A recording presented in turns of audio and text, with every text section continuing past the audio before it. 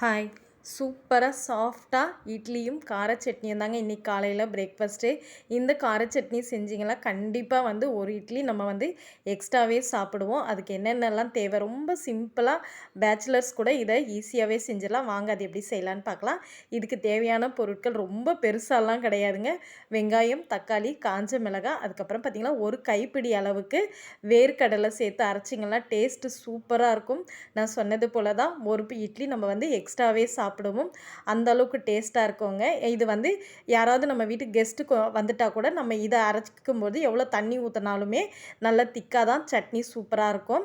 ஒரு பக்கம் பார்த்திங்கன்னா நான் மாவு இட்லிக்கு கலந்து வச்சுருக்கேன். ரேஷன் அரிசியில் அரைச்ச மாவு தாங்க. ரொம்ப சாஃப்டாக ரொம்ப சூப்பராக வரும். குண்டு குண்டாக வருங்க. இட்லி மல்லிகைப்பூ மாதிரி. நான் வேறு எதுவுமே சேர்க்க மாட்டேன். அதை பச்சரிசி, புழுங்கலரிசி, அதுக்கப்புறம் உளுந்து, வெந்தயம் மட்டும்தான் சேர்ப்பேன்.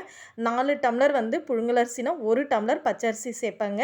3/4 டம்ளர் வந்து உதயம் உளுந்து வந்து சேர்ப்பேங்க.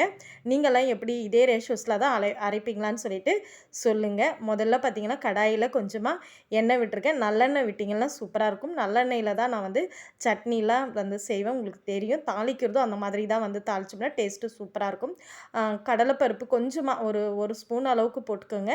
அதுக்கப்புறம் நம்ம எடுத்து வச்ச வேர்க்கடலை, அது வறுக்காத வேர்க்கடலை, பச்சை வேர்க்கடலை தான். அதையும் போட்டு நல்லா வதக்கி கொடுத்துருங்க. வெங்காயம் இதெல்லாம் நம்ம வந்து வெயிட் பண்ணி நல்லா வதங்கணும் அப்படின்லாம் அவசியமே கிடையாதுங்க. ஏன்னா நம்ம அரைக்க தான் போகிறோம் மிக்சியில். ஸோ நம்ம அதை வந்து நல்லா வதங்கணும் அப்படிலாம் கிடையாது. உப்பு போட்டு வதக்கிட்டு கொஞ்சமாக தக்காளி வந்து சேர்த்துக்குங்க. நான் இது கூட கொஞ்சமாக புளி வந்து சேர்த்து அரைப்பேன். புளியோட வந்து அந்த டேஸ்ட்டு புளிப்பு உங்களுக்கு பிடிக்காதுன்னா நீங்கள் ஒரு தக்காளி வந்து எக்ஸ்ட்ராவே சேர்த்துக்கலாம். இது எங்கள் 3 பேருக்கு பார்த்திங்கன்னா நான் ஒரு 2 ஸ்பூன் அளவுக்கு வேர்க்கடலை, 1 ஸ்பூன் கடலைப்பருப்பு, ஒரு 2, 3 வெங்காயம் எடுத்திருக்கேன் குட்டி குட்டியாக. ஒரே ஒரு தக்காளி பழம் எடுத்திருக்கேங்க. ஒரு 5, 6 காஞ்ச மிளகாய் வச்சுருக்கேன். ஏன்னா நம்ம வீட்டில் வந்து காரம் நல்லாவே சாப்பிடுவாங்க 2 பேரும். அதனால் காஞ்ச மிளகாய் வந்து எக்ஸ்ட்ரா தான் நான் வந்து வச்சு அரைக்கிறேங்க. நீங்கள் வந்து வேணாம் அப்படின்னு நினச்சிங்களா கொஞ்சமாக கூட நீங்கள் வச்சுக்கலாம். 1, 2 கூட நீங்கள் காஞ்ச மிளகாய் வச்சு அரைச்சா சூப்பராக இருக்குங்க. நான் சொன்னது போல் இதே மாதிரி இதை நல்லா வந்து வதக்கி கொடுத்துட்டு நல்லா கொஞ்சம் நேரம் ஆற வச்சு மிக்சியில் அரைச்சி அதே மாதிரி நல்லெண்ணெய், கடுகு, உளுந்து, காஞ்ச மிளகாய், கருவேப்பிலை போட்டு தாளித்து எடுத்திங்கன்னா சூப்பரான இட்லி வந்து ரெடி ஆகிடுங்க.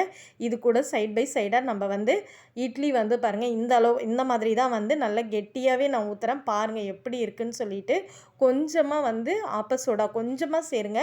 ரொம்ப வந்து சோடா மாவுலாம் நம்ம சேர்க்கக்கூடாது. அது வந்து நம்ம ஹெல்த்துக்கு அவ்வளோ நல்லதும் கிடையாது இல்லைங்களா. அதனால் கொஞ்சமாக சேர்த்து உப்பு போட்டு நல்லா மிக்ஸ் பண்ணி ஊற்றுனீங்கன்னா இந்த மாதிரி இட்லி சூப்பராக இருக்கும். செஞ்சு பார்த்துட்டு சொல்லுங்கள்.